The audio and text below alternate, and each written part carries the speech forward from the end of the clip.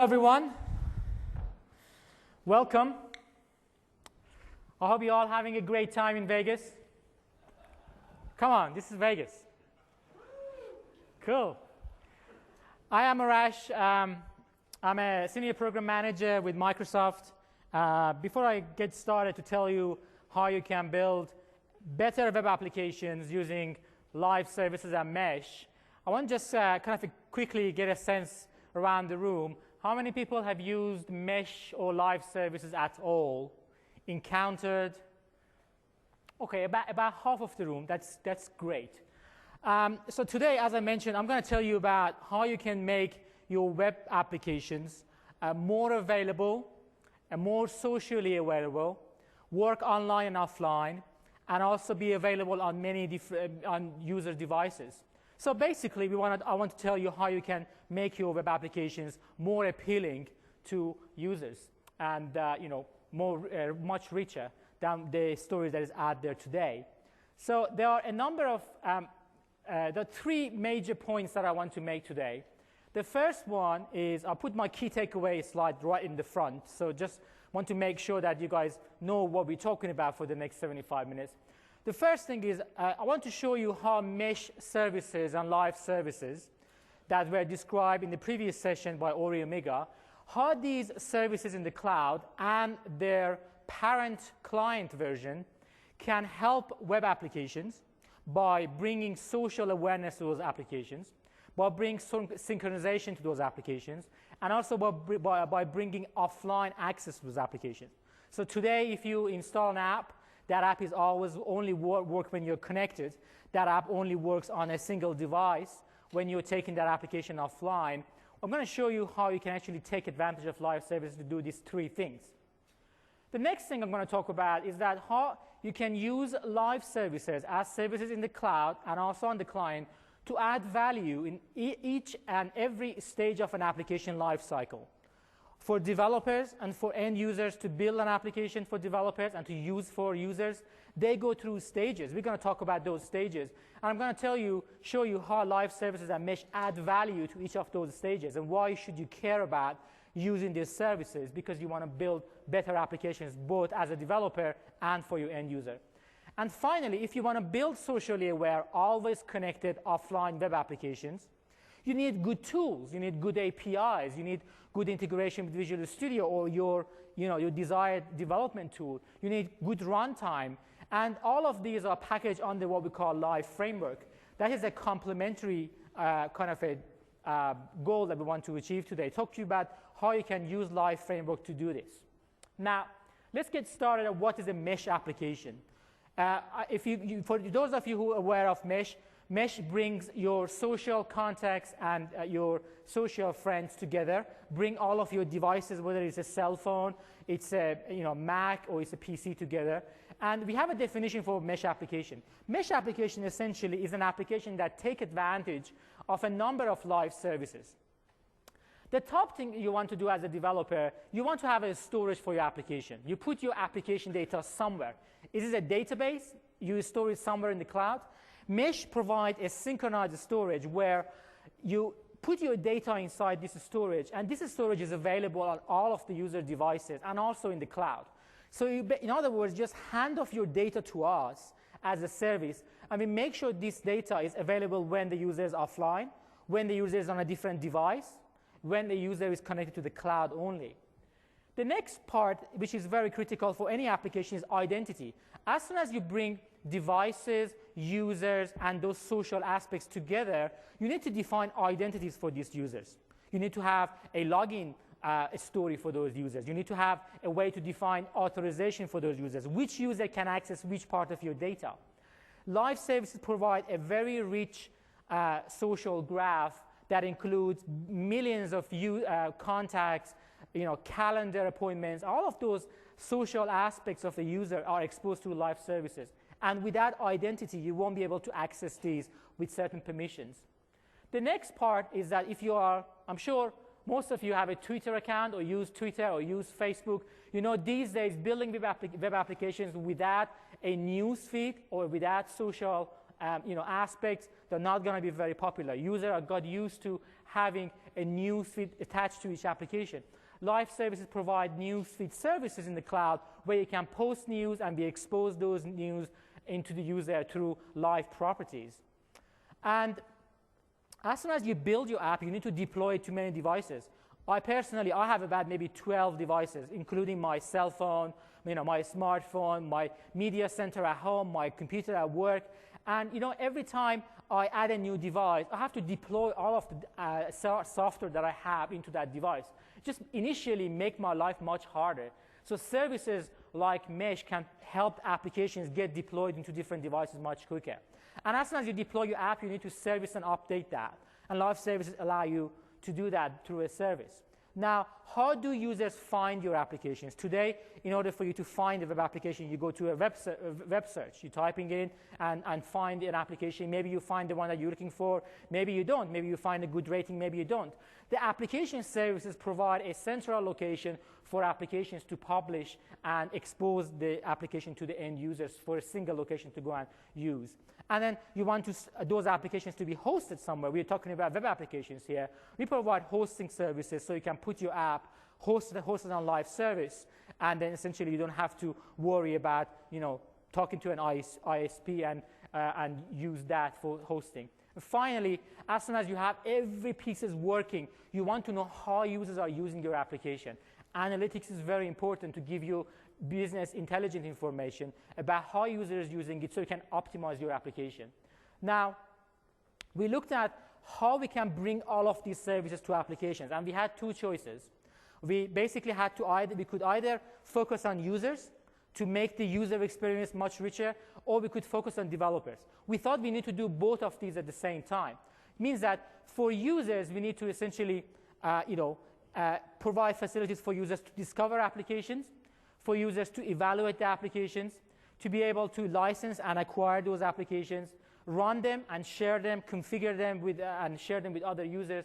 And essentially, the whole life cycle of the user is a kind of a flow that we looked at when we were building live services for applications. Then for developers, the same thing. Developers go to the same flow, but different in a different kind of a form and shape. Developers have to evaluate the technology. They need to install SDK, run them in a sandbox maybe, build the application. They need tools. They need to test it. They need to be able to deploy it to different devices, as we talked about, license and marketing it, update the application moving forward, and analyzing it. Now, the reason I put these two things together, because we think both of these are equally important for a platform, like a service platform, to provide value to. And I'll show you in each of these stages how we can actually add that value. Now, we had a choice of whether to go and focus on websites. We could just say we can go and connect websites to Mesh, and websites have got some advantages, some high points that you are aware of. You kind of all know more than me. Websites are always available, it's easy to update, and so on and so forth. But they have some challenges. You go to a website, if your connectivity is not good, your app is not really responsive very well as much. Your richness and native experience doesn't really exist on websites. You have a very wide reach with websites.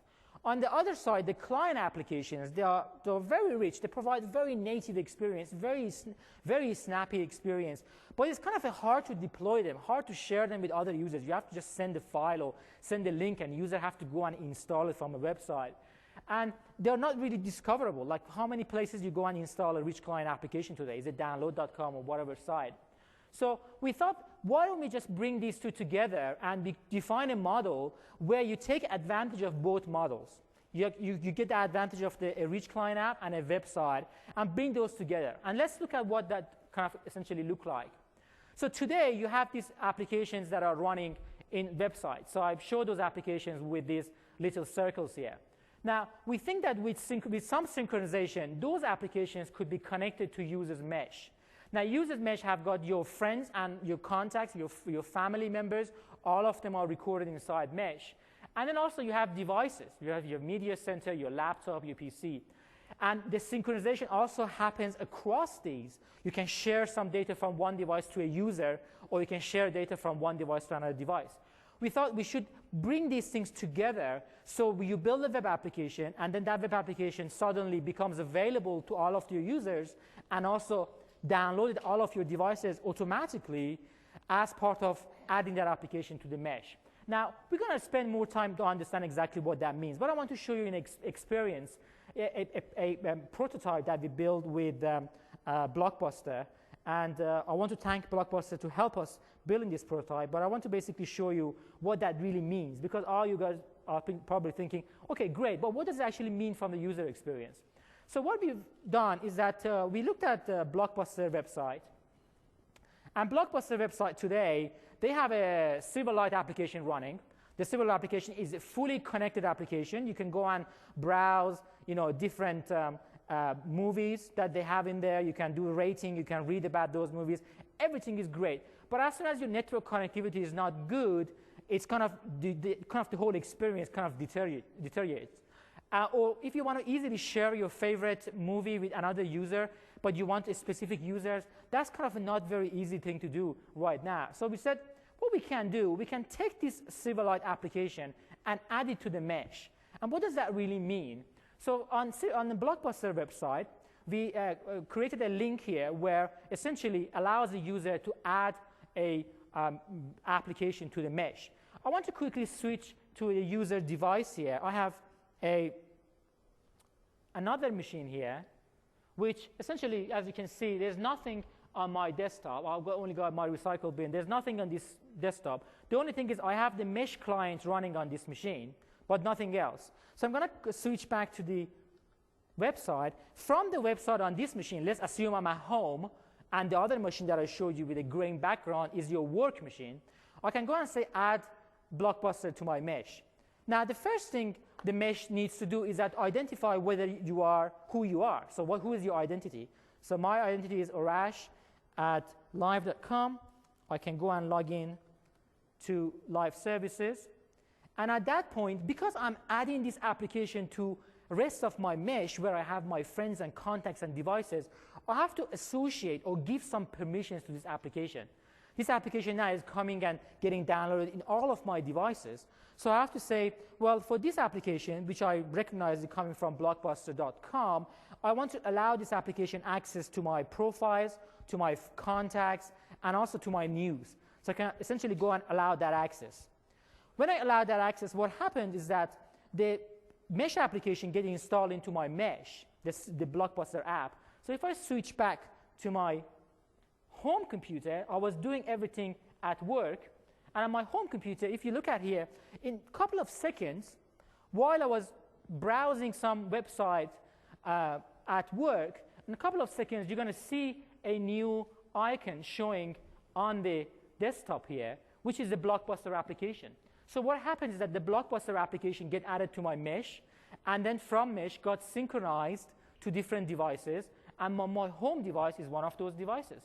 So let's see whether the application pops up here or not. So if I look at my client is running. I can look at all of my devices. I can look at all of my folders. And in a moment, you should be able to see that application popping up. So when the application shows, you basically, what you have at that point, you have access to that application. You can actually run that application from this device. And basically, that means that you don't necessarily need to go to the Blockbuster website anymore. You just need to, click on your desktop and load that application. So let me make sure that if I switch back to this device right over here, see, make sure I have the network connectivity. So I do. Let's see if I have internet connectivity here. I do. So I should have that showing up very quickly here. But while that is happening, I'm going to go back to my work device, and I'm going to come back to it very quickly. So I'm looking at another machine that I have, and this machine right here already has the Blockbuster app added to my mesh and to my device. So because I went to the website and added it to my mesh, now the Blockbuster app shows here. Now I can open the app, and what happens is that now the app is running locally. The same app that you saw is running locally on my device, which is great. Now, what I can do is I can actually spend some time on this app. I can, for example, go and add some of these movies to my wish list. I can add, let's add, mommy to my wish list. There you go, I have that. While I'm adding that, you will notice that on my news feed, which is a live news feed, you will notice that I have the movie added in there. I can actually go and rate that movie, and I can, interact with that movie, that application, no problem there. So I'm going to quickly make sure that this is signed in with the right account.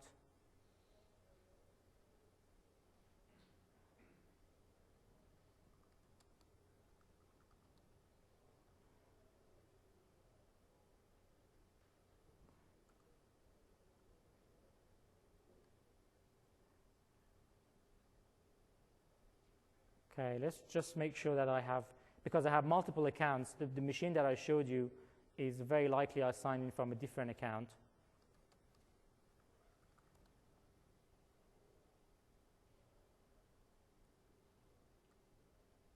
Okay, great. So now I can work with this application. I can rate it, and I can add some movies to it. The interesting thing is I can close this app, and I can disconnect my network here. So when I disconnect my network, what happens is that as soon as my network connectivity goes away, which you can see I'm not connected, I can open the app, and the app continues to run. So basically, I can look at my wish list, and I can add even more movies to my wish list. Let's add Conspiracy Theory. Let's add National Treasure there. And you can see my news feed is updating, so all of my friends can actually see that. Then I can go ahead and rate these while I'm not connected. The other thing is that while I'm not connected, I can actually watch a trailer for those movies. So I'm not connected, but I have actually downloaded that trailer locally into my device. So I can actually see that trailer essentially is running locally. Then the other thing I can do is I can, for example, add some content to this movie. So I can just say, hey, this is cool, and add that. And I'm doing everything while I'm not connected. So I can close the app. We added 3 movies. I can go back and get connected again. So I'm going to plug my network card in here. So as soon as I get my connectivity, what happens is that the local live operating environment synchronizes the app back to the server. Now, all of my devices are also going to get that application updates there. So what I can do, for example, I can go ahead and open the live web page. And if you remember, we added Conspiracy Theory. And I can look at the application that I have in the cloud. And if I open my Blockbuster app, this is the same app running on our cloud, and it could be running on Blockbuster website. And if I look at the same app, what happens is that if I look at my wish list, I still haven't got this synchronization happening because essentially the client is still synchronizing. So I'm going to give it maybe a couple more minutes. Open the app one more time.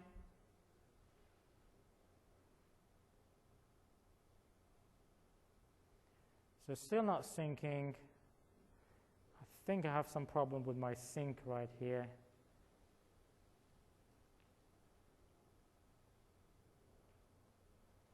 Let's try this one more time.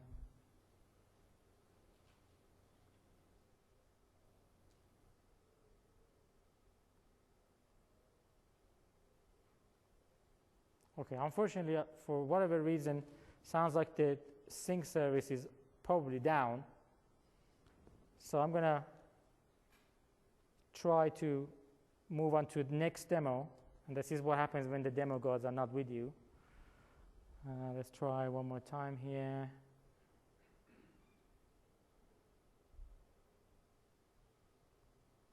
Okay, well, we will get back to this. We will get back to this demo.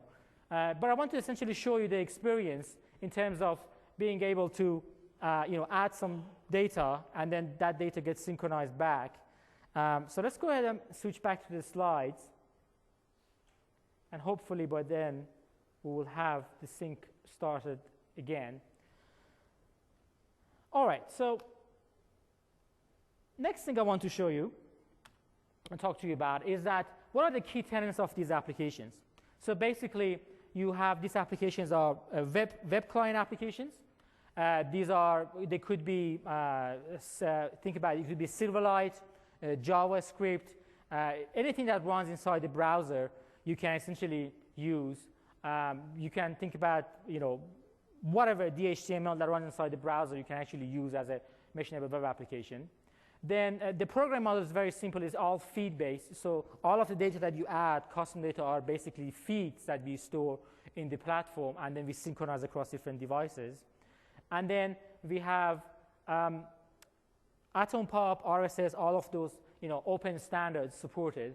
The applications get auto-deployed. You saw the Blockbuster application get automatically added to my one of my devices. Unfortunately, not the other one, but added to one of my devices. So that story happens for all the devices as well.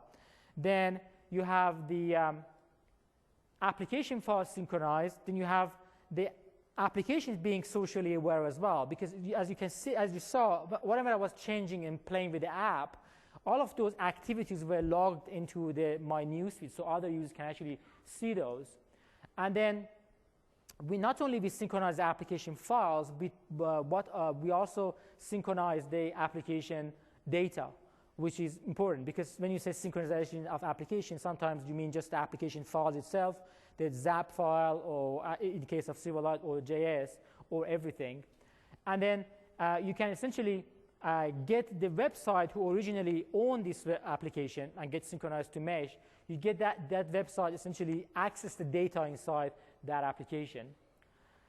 Now, the applications are running inside a sandbox, which means that they can't access to all of your files. The applications are modeled in a way that you can basically create data feeds that represent your application data. So, for example, if in the case of a movie application, you can imagine that you can go ahead and, for example, create a feed for your favorite movies. You can go and create a feed for, best movies I ever had, and so on and so forth. So all of those basically are exposed into both online and offline mode. So what I'm going to do is I'm going to show you how you can build one of these applications from scratch if we have, God willing, the demo gods with us. Everything was working just 5 minutes before this, and this is always the case. So I'm going to quickly switch to my Visual Studio and show you how you can build one of these apps. So let's switch right over here.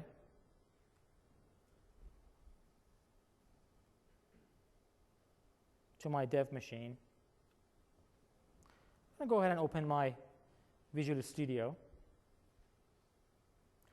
And I can actually go ahead and create a new app. By the way, my app has started syncing. So what are the chances of that? So let's quickly do this. This is what we missed from the last time. So I'm going to go ahead and I reinstall the app, and this time it started syncing. So what I want to do is let's go ahead and add 2 movies here.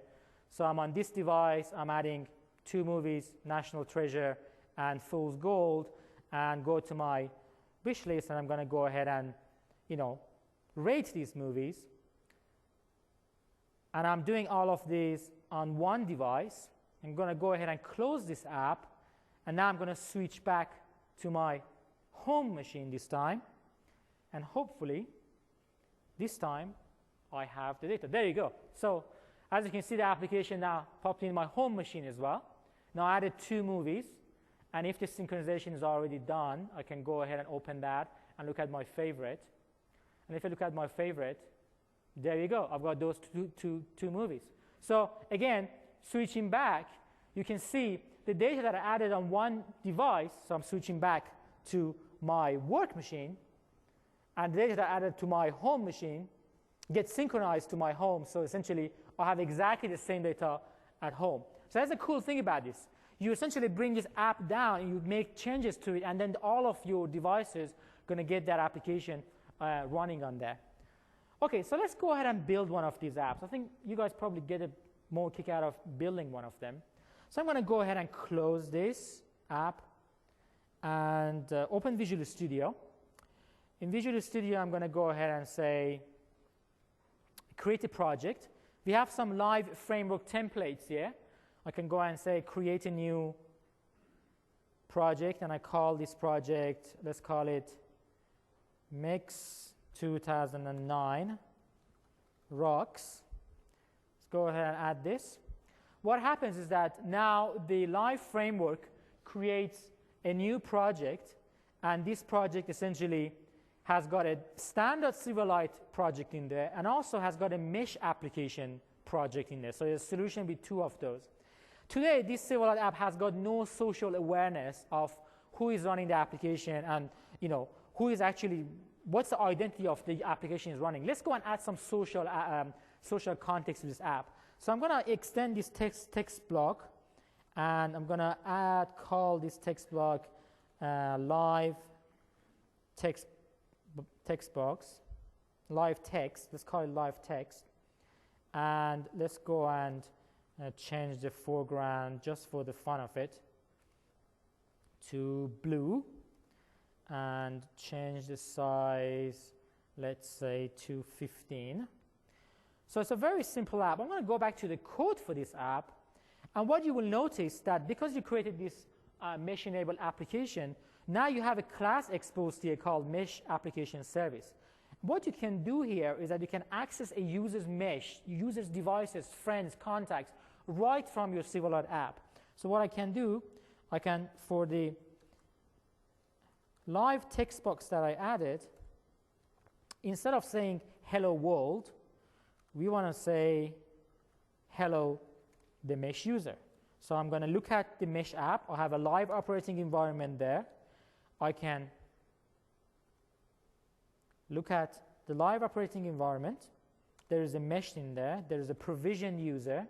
I can, by the way, browse through all of the user's mesh. I can look at the user's objects, user's news, devices, all of this stuff that I showed you around social device and social users. Those are available programmatically. So I can get the provision user, and let's get the name of the provision user, which should be my name. So instead of hello world, I'm going to say hello that user. So I'm going to go ahead and compile this app. And the interesting thing is that because I'm adding this app, I want to add it to the mesh, I have to get, again, user to authenticate. So I can go ahead and say, well, this is my username and password. Visual Studio authenticates me against the live services. But the first time, I need to go and create an application in what we call a developer portal. This is a one-time deal you need to do. After that, we iterate on the application, as you will see, and then we can update the application in the cloud with no problem. So I'm going to go and create a new project here. This is a Azure Services Developer Platform. This is a single place for all of your applications, including mesh applications. I can go and create a mesh application in the cloud.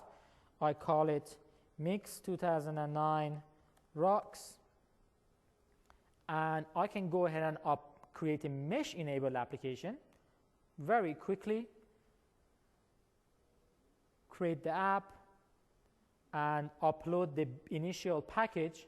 Again, this is a one-time deal I need to do to initially tell Visual Studio where this application is. As soon as I upload this app one time, the Visual Studio now requires a reference to this app, and that reference essentially is exposed as what we call an application self-link. Now, application self-link is a unique identifier for the application you're building. So I can grab this and go back to Visual Studio and copy and paste it right here. Now, I'm telling Visual Studio, this is the application that I created in the cloud. Now you can go and update the data in this application. So I'm going to go ahead and say, OK.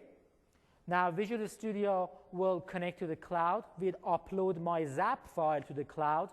And then as soon as it gets uploaded to the cloud, it starts synchronizing to all of my devices. I need to get authenticated. I can go ahead and sign in and save my password. Now, the interesting thing is I'm debugging this application. But this application, there we go. Hello, Arash Ganai Sichani. So even my surname gets through the social aspect of this API. This is such a long surname. So basically what happens, I just build a Silverlight app, and this Silverlight app is running, and this Silverlight app now knows who is running it. Now the cool thing is, if I look at my desktop, you see the app is also synchronized to my desktop, which means that I can run it offline. So I can open the same application. Again, hello Arash Kanai Suchani. I can go ahead and switch to my home machine. Oh, interesting. My home machine also got the application. So you see, the application is synchronized to all of my devices. So now I can go ahead, back to the Visual Studio, and let's work on that application. Let's make it more interesting. First of all, I can easily debug this application. So if you want to debug it in the cloud, I can put a breakpoint here, and I can do this again. And what happens is that when application gets loaded, now the breakpoint will get caught, and I can debug my app. There we go. So now I can essentially debug my application. It's really cool. I can actually step through to my app. But let's go and make this application more interesting. There are a couple of things we want to do. First of all, let me go and grab some XAML instead of typing them. I'm going to grab some XAML from here and add it to the app. Just very basic, very basic stuff. A text box and a list box here. Let's go ahead and add that to my XAML file. Great. So what I added a text box, a list box, a text box, and a button. It's very simple. So I can go ahead and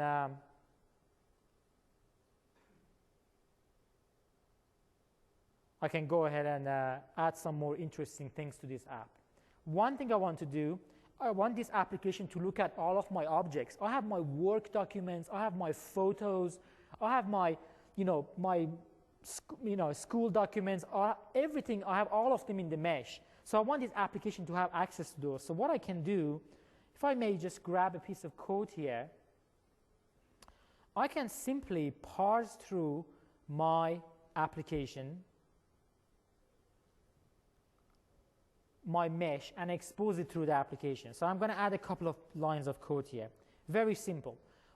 First thing I'm going to do is, it's called live list box. One thing I want to do is I want to basically, we have one missing name in here. What is it called? We called it live text box. Live text box. So what I'm doing here now, I'm looking into user's mesh, and I'm looking at the mesh objects for this user, and I print them out. So I just say mesh object equal, and I print the list of those mesh objects. Also, I'm looking at users' devices. Remember, I had like about maybe 5 or 6 devices. I can simply say mesh devices, or simply devices equal, and add that device equal. So what happens, I'm going through that and going through all of the devices the user has and print them in the app. The other thing I want to do is I want to look at my contacts. So I can simply say, who are the friends for this user? We talked about social aspects. So who are the friends for this user? Let's go ahead and run this app.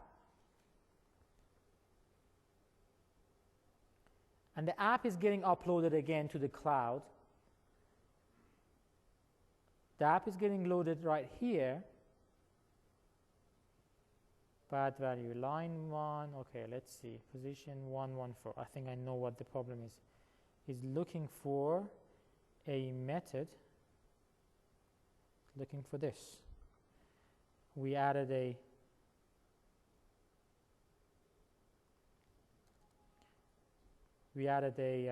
event in our XAML, but we forgot to add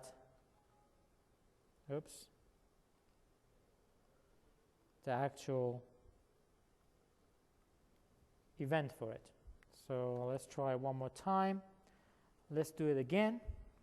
Again, upload the app. up to the cloud. This time you should go through. Loading app. There we go. Our app. Oh, wow. Look. Now, my Silverlight app has got now some more information about what's going on, about me. It knows what devices I have. Device, Arash DevBox. This is my dev machine, as you can see. This is my home machine. This is my tablet right over here. I have a test machine there. So all of the devices are accessible to this app. Very cool. And also it shows list of my friends. I only have 3 friends, you know. Best friend, Joe the plumber, and the Snow Patrol. So these are only friends that I have. But you can actually show those friends right there. The other interesting thing is we also, if you notice, I actually have a bunch of live folders. Like I have work papers, photos, videos. But these are all mesh objects. These are synchronized data. But the app cannot see them. The app cannot see my work papers. That is by design. But I can go and give permission to this application. It's a very interesting, and at the center of our design, where we want the user to go and give permission to the applications. So I can go and look at this application in the application page, which is called Mesh App 1. I can click on this app, and I can give this application more permissions. I can say, for example, I want this app to look at my photos. It is fine for this app to look at my photos. When I give this permission, what happens is that if I run the app again, if I say allow access, you will now see that the application now has access to my photos. So if I run the app again, not only it shows my devices, but also it tells me, look, mesh object equals photos. So I gave permission to this web application to access some parts of my data by just giving explicitly that consent. So very cool. Now, I read some data from Mesh, very cool. But what about my own application data? What about how do I actually store my own application data? If I'm building a video, a favorite video app, a favorite movie app, where do I put the list of movies? We're going to come back here and look at that briefly. So I'm going to switch back to the slides, make sure that we're not missing out anything on there. By the way, the other thing I want to mention is that if let's go ahead and recompile this app. The other thing I want to show you is that the same application that is running in the cloud, it also is running right on the device. So if I close this and close it, if I open the app, if it's synchronized by the time I open it, there we go. Devices, mesh object, photos, all of those are also available locally. The interesting thing is the data that is loaded here is loaded locally, whereas the data is loaded from the website, is loaded from the website. Okay, let's look at this. So these are mesh-enabled web applications that we talked about. Now let's go and look at a couple of other interesting things. What is the architecture for these mesh-enabled web applications? There are 4 components. The first component is a third-party website. The app can be running on the third-party website, or it can be running on live website, or it can be running on both. It really depends on the developers. For example, you saw the Blockbuster had a copy of the app running on their website, a copy running on our live website, and then that was their choice. Also, a copy will be running on the device, whether it's a PC, whether it's a laptop. And when the app is running on the device here, it essentially connects to the local store and the local endpoint to get the data. But when it's running in the website, it connects to the cloud endpoint, which is our live services cloud. So it's a very kind of a simple architecture that you have. But the kind of the interesting thing about this is that the application doesn't know anything about this. The application code is exactly identical. Whether you're running here, or you're running on the device offline, or you're running here, the application code is exactly the same. The live mesh and services take care of giving the right data at the right time under the right circumstances to the application. And I think this is something that we think is very valuable to the web applications. Now, let's look at, we talked about developer portals very briefly, but I want to just mention very quickly that the developer portal is a place where you go and establish a trust from your website to live services. You get an application ID, you get a secret, and those things identify your application. If you're working against any other web platform on the internet, whether it's Facebook or Google, same model. You go and establish a trust with that service. Then you can download as a developer. Your next step is going to be, because we get this question all the time, how do I get started? Well, go and register your application. Takes you 3 minutes, as I showed you there. Go and download the SDK tools. Start building and debugging using SDK tools. Very simple, couple of clicks. I actually timed in 7 minutes. I had the application running at scale in the cloud and on all of my devices in under 7 minutes. I think that is very valuable. If you want to do that today, it's going to cost you much more to go and get your application in all of those places. Now, let's talk about how you can. So we did the Hello Social world. You guys saw that. Bring in devices, user data. Before I talked about application data, I want to quickly show you what are the data concepts around mesh and live applications. The applications that surface in our catalog, catalog is a place where you can go and see a list of applications. Everybody who register an application, they're going to appear in the catalog. So if you want to be exposed to the end users, you need to get approved and go through some processes for that. But applications in the catalog, they are global. Everybody can see them. As a user, you install an application, and that application becomes yours. So you have a copy of that app. And then you can give access to your private data. If you notice, I gave access to my photos folder to that application that I installed earlier. So I can actually give access to that. And I can create different data instances for that application. Now, what does that really mean? Sometimes you have a favorite movie list that you want to share with your colleagues, but you have a favorite movie list you want to share with your friends and family. We consider these two as two data instances. We allow applications to create different data instances so you can share the data with different groups of people. Think about data instances as sharing with different groups that may or may not be overlapping.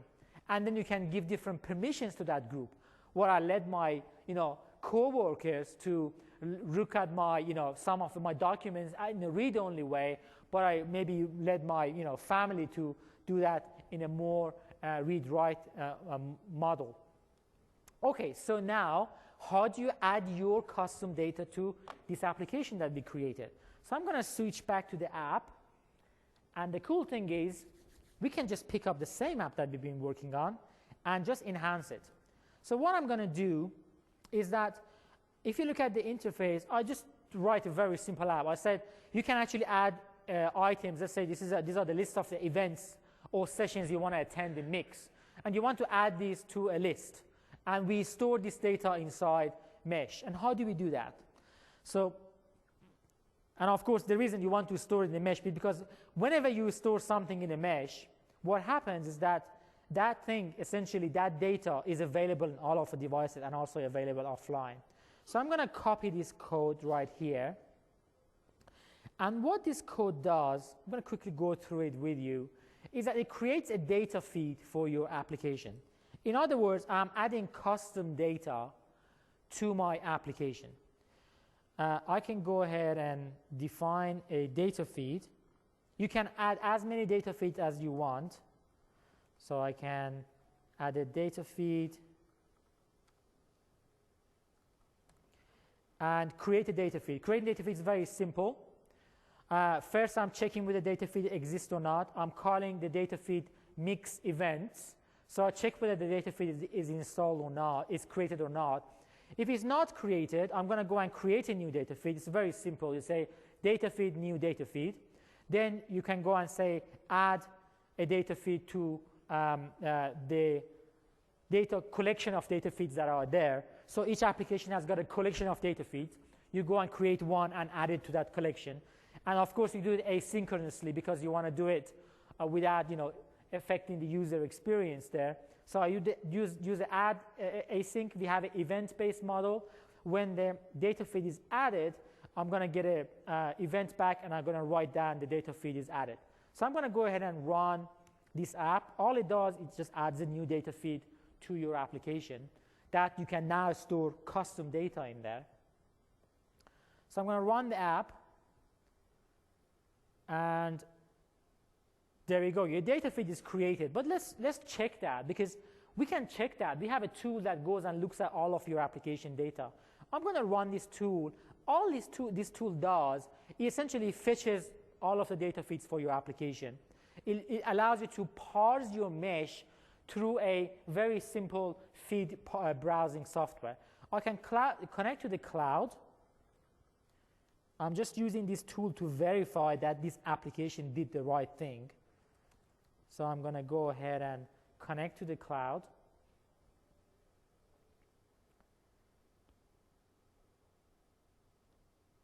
The password is correctly set. If I type in the correct, okay, I'm connected to the cloud. Now I can look at all of the feeds for me as a user. I can go inside the mesh feed. Inside the mesh feed, I have a list of mesh objects, and the mesh objects that we just created as part of the application was called, I think we called it, what was it called? Mesh app 1, I think this is the one. And I look at the data feeds for this mesh app 1. And as you can see, I have a data feed here called MIX events. So we created a data feed inside the application called MIX events. Quickly going back to the code, what we were doing. You see, we created this data feed. I'm connecting rich C# code to what is happening really on the feed. The interesting thing is that this feed is also created locally. So we also sync this feed back. But I'm going to connect to the local device, look at the mesh, look at the mesh objects that we have, and let's see if we can find that mesh object, which is called, let's see, I think it's called mesh app 1. Got it. Look at data feeds. And there you go, MIX events. There's something very interesting here. Look at the address bar. The address bar is localhost. Whenever this app was running locally, it was calling to localhost. Now the localhost also has got also a data feed for you, so you can program against and add data to that data feed and get synchronized. So let's go ahead and add some data. I'll say if the live button has been clicked, add an entry. So I'm going to create a data entry and add it to my list.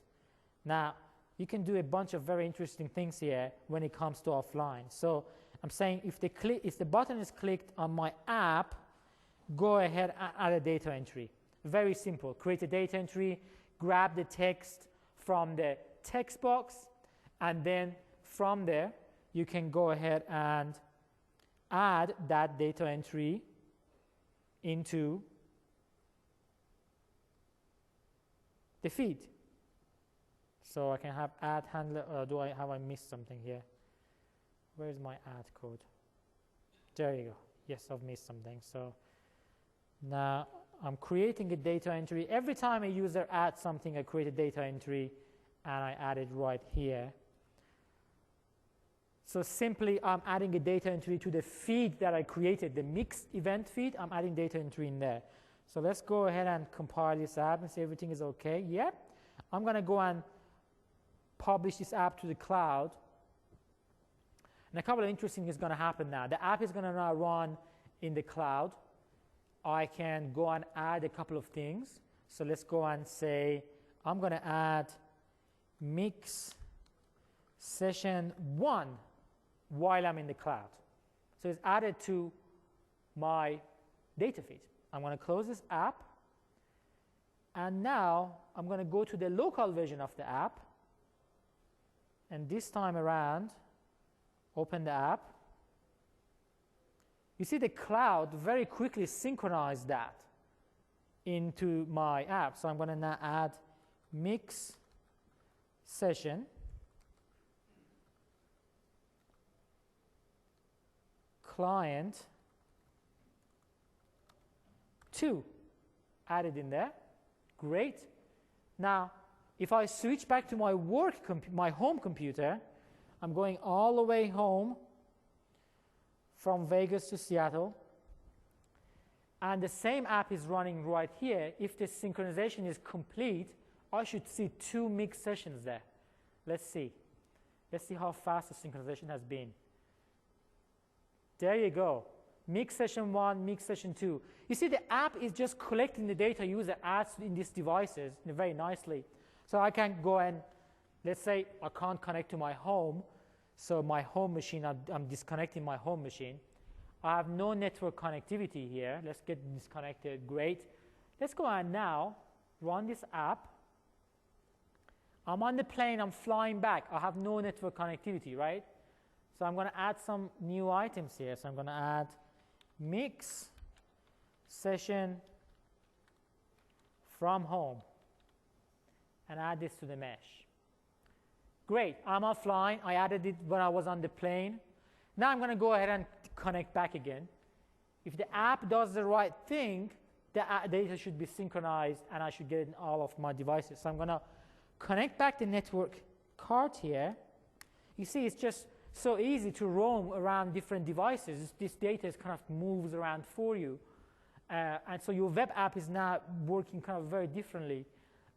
Now I've connected. Now I'm going to switch back to my work machine and open the app. If the synchronization is complete, I should see that entry in there. Let's see. OK, the sync is still happening. So I connected there. Let me just make sure I have the internet connectivity on this machine. I do. So give it one more, maybe a couple of more seconds, and go ahead and open the app. There you go. You see, when I added this MIX session from home, I was offline in a different device. And that got synchronized to my application. OK, let's go back to the slides. Synchronizing your application data. Pretty straightforward. You create a data feed. You create a data entry in there. You put your data in there. You can create custom schema. Now, you can either use our default control to show all of the social aspects around your application, or you can build your own control. We have APIs. Live Service is a platform. So what you notice next to the application, that was a control we built, is a default control. We call it mesh bar. But you can go and create your own experience there, and you can expose devices and social users around each application that you build. We looked at the code. I think the code is straightforward. Oh, one I want to mention is that not only we have JavaScript API libraries, you can also write your app not only we have Silverlight, we also have JavaScript. So if you just prefer to do everything in JavaScript, you can do everything in JavaScript without taking any dependency on Silverlight. Everything kind of works there, offline, online, between devices. The last topic of my session is around authentication. Authentication is a very important part of live services. As soon as you let user trust your service and put your data in the cloud, you need to ensure the applications to connect to that data have users' permission to access that data. There are 3 types of applications that I think out there around live services today. One type is the type that I showed you, which is called mesh-enabled applications. For these applications, the live services take care of all the authentication and authorization. You saw the experience where a user gives permission. From a developer perspective, you don't have to do anything in your code. We take care of the authentication and authorization as part of the platform. Then you have the web application. These are the applications that run on the Blockbuster website, on your own website. For those applications, you need to use a user-delegated permission model. And I'm going to show you how that works. If you remember, this is kind of like a Tarantino flashback movie. If you remember, right at the beginning, we installed the Blockbuster application through the Blockbuster website, and that caused the application to get installed on my local PC. The way the Blockbuster has access to that application is through a token that was sent back to the Blockbuster within that experience. I'm going to show you exactly what that means. Now, websites can connect to live services and either read social data or contribute to the social data for those apps. And then finally, you have rich client applications like Windows applications, applications that are running natively.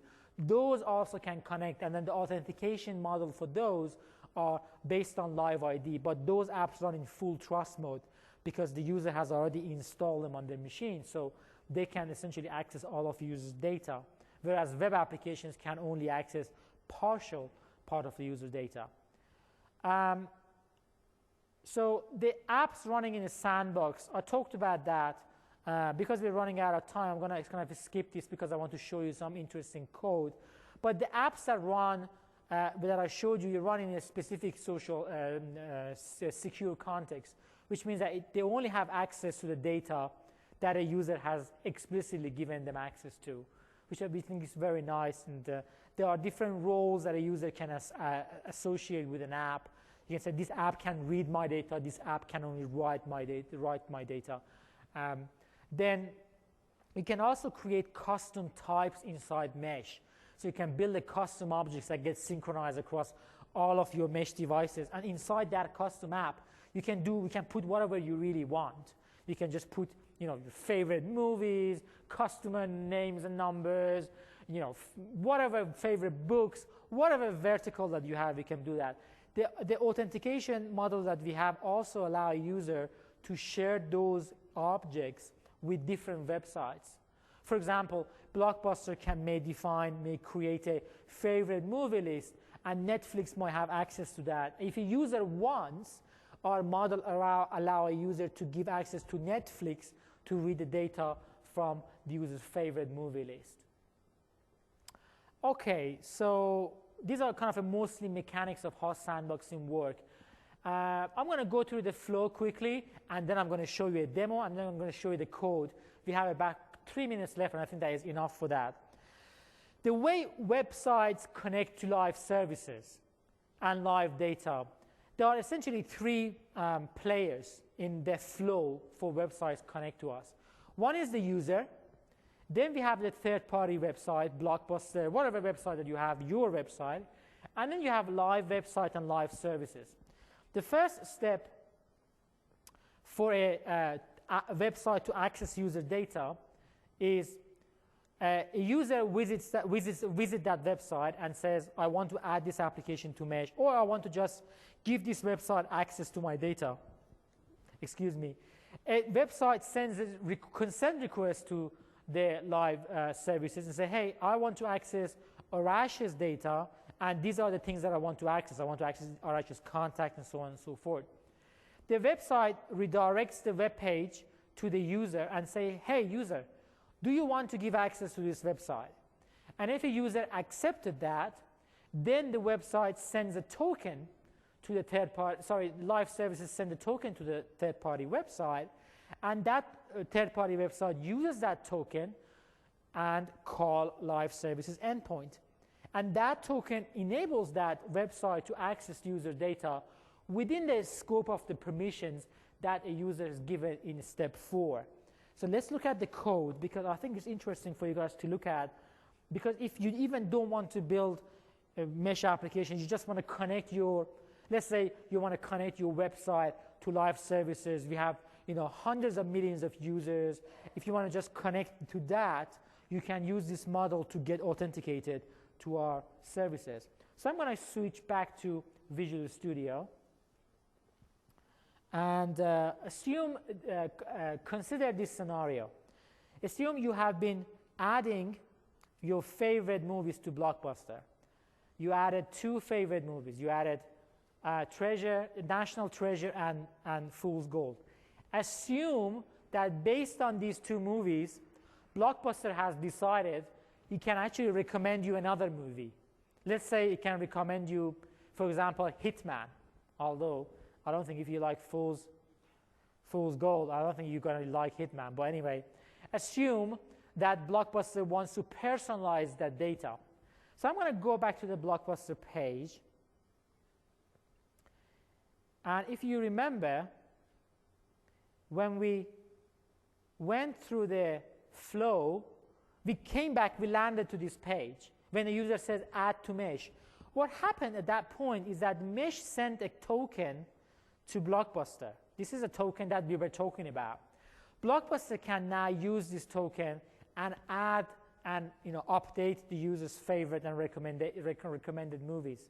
So I'm going to click on here. I'm on blockbuster.com. And what happens is that Blockbuster uses that token and recommends Hitman to that user. Now, I'm going to close the website. I'm going to go home. I'll forget about this. I'm going to go home. I'm going to open my home machine. Remember, I had 2 movies. I'm going to open my home machine, and something interesting is going to happen. If I look at my wish list now, instead of 2 movies, look, I've got 3 movies. What happened is that Blockbuster decided, in order to personalize this experience for you, it called into the live services with that token and recommended a new movie into the application. So you can see how websites can connect to live services and apps inside Mesh and update them very easily and very seamlessly. Let's quickly look at the code, because I think the code is very interesting. So I'm going to go ahead and show you the code. I'm going to go ahead and let's close this Visual Studio. I have the code running right on this server machine. So I'm going to go to Blockbuster server, run the code. It's going to maximize this. I have a breakpoint here, which is great, and I'm going to run this. I'm going to run this app. This is a Blockbuster website, right? I'm running an ASP.NET application, and I want to show you. What was that? Oh, you are. Oh, I'm sorry. This thing you have to push it really, really hard. There you go. Okay, I'm sorry. Thanks for that. So this is the app. This is the Blockbuster app. It's running on the server, and I go ahead and basically try to add an app to Blockbuster. Let me just go ahead and remove that app first. So I'm going to sign in. I want to kind of start the whole process again. I want to just show you the code. So if I go ahead and remove that app, okay, I'm going to close. Now I'll go ahead and say add this app to my mesh. I'm going to go ahead and sign in.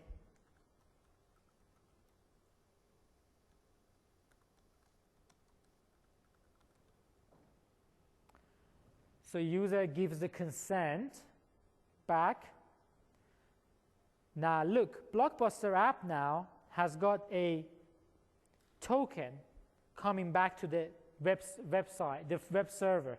So I can go through, if you look at the token is null. If I walk through this code, you see the Blockbuster now has got a token. And a couple of interesting things in there. There's a token, also there's an ID of the user. In other words, Blockbuster knows who is adding this application. So you can actually track who is adding the application to the mesh. This is a unique ID that you can use to identify a live ID user. So I'm going to run the app. Now, if I open the app right here and add let's say we're going to add a movie right here to my wish list. Now, in order for Hitman to get added, if I click here to recommend, we get stopped into the Blockbuster server code. And what happens in the Blockbuster server code is that the token is right here. So I can run this code.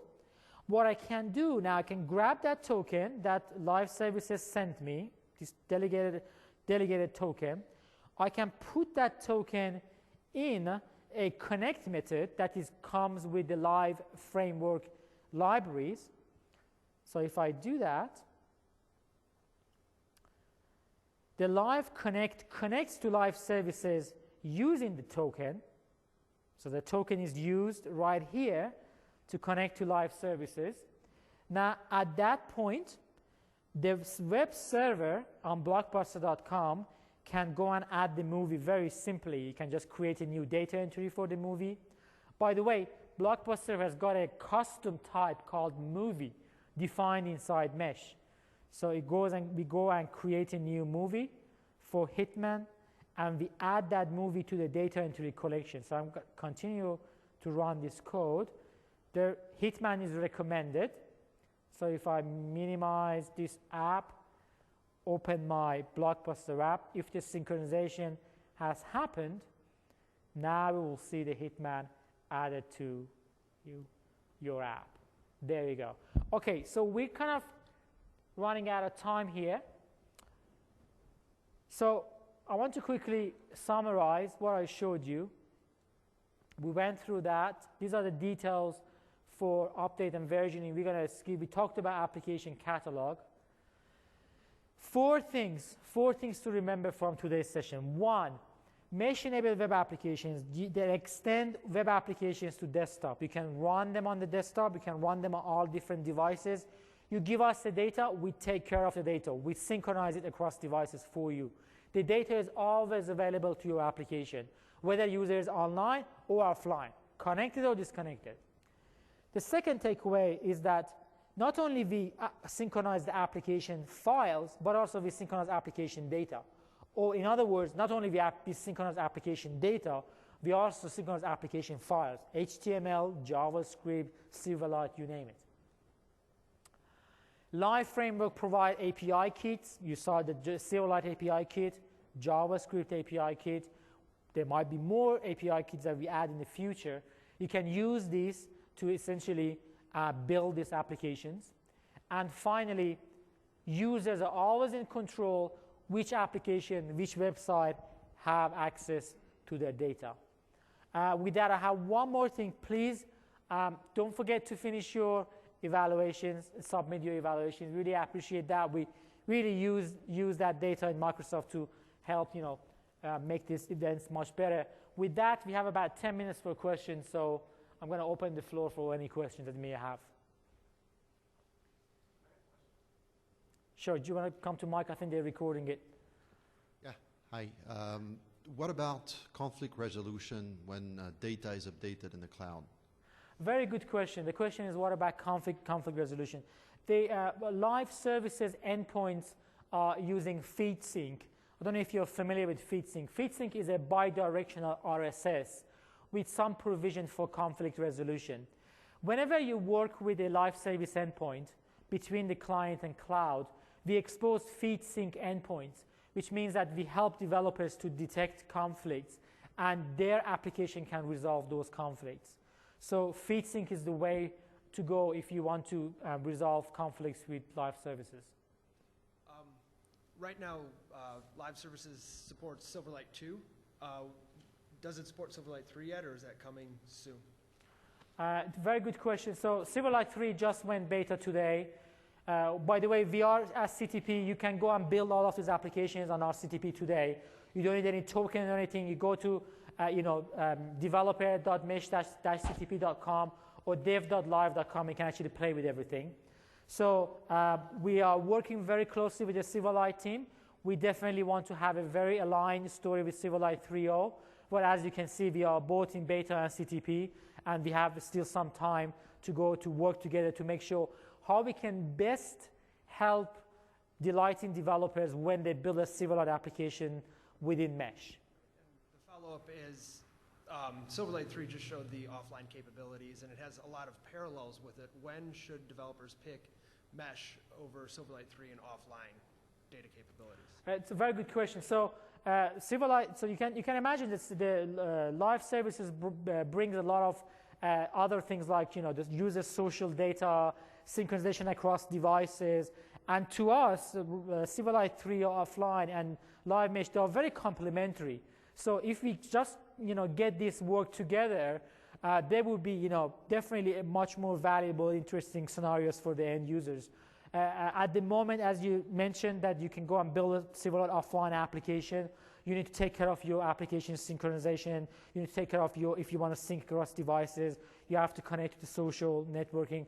For now, live services provide all of those together, but moving forward, we will be announcing, later on this year about what is the plan for, blending these two together. But we definitely see these two really complementary. When your app granted when a user granted access to your photo directory, was that read-only or was it read and write access for the application? It's really depend on the user. User has a choice to define whether he wants to give read-only or read and write.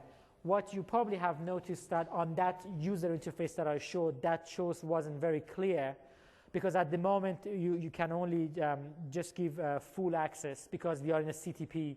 But you can imagine as we move forward, the permissioning level becomes more granular, so users can say explicitly, hey, I want this website not only have whether it's read or write, but also for how long. Like, is it 1 week, 1 day, 1 year, indefinite? And also remember, users can go and revoke. So moving forward, we want to make the permission more granular. So this is a very good feedback about considering that while we coming out of CTP. So to keep the demo simple, I understand that the code for refreshing the UI was in the load event.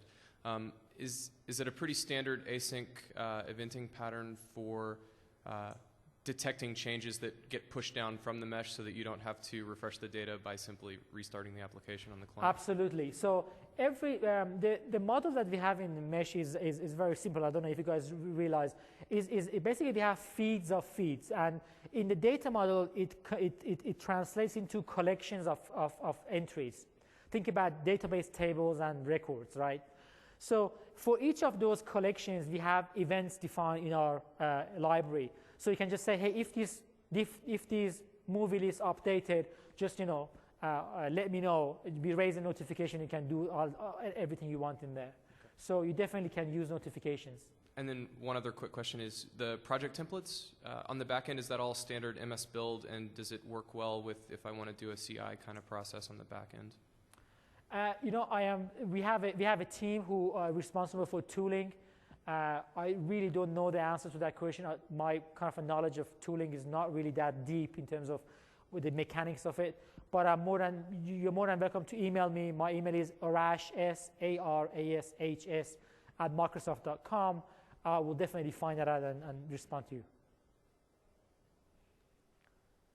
Any more questions?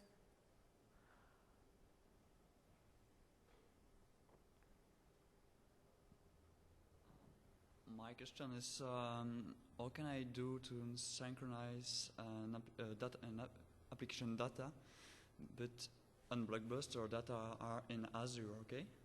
If data are in my SQL server, how can I synchronize all the data through mesh? It's a very good question. So the question, if I understand it correctly, I'm going to paraphrase. You already have your data in Azure database, but you also want to get that data into devices and moving forward. It's a very interesting question. We have been considering it. We haven't got a very concrete story for it yet, but we are really looking into, because if you imagine these services all come, Azure services, live services all became available at the same time. There's definitely a lot of synergy across these, like you put your data in live services, how would you expose it in the SQL, and the other way around. Moving forward, we will definitely consider these scenarios, but today, the only model that I can think about is a connector model. I have a CRM, ERP background where you had two different data. You would have used connectors to move data across them. Today, we don't have a model for you to directly synchronize data in Azure with live services. We have events that you can use to synchronize data yourself. Yeah. Then my question is, if I store my data in Azure, I must pay. Then if I put an application on mesh, I must pay for data that I store in Azure. It's correct. It's so not free services. It's interesting. So you're saying that the live service is free, at least so far.